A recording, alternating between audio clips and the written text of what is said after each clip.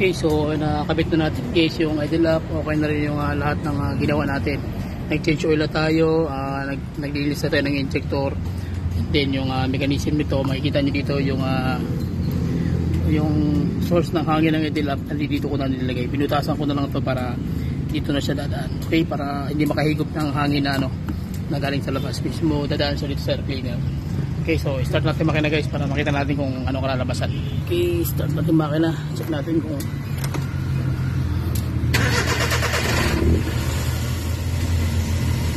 okay.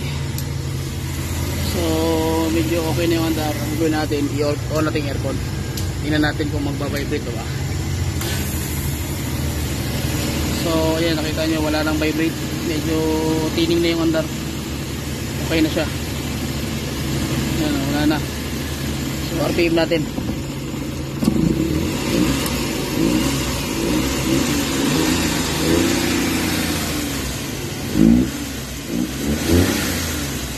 na. So at least kuha nyo na yung basic pointers. Okay na, panalo na.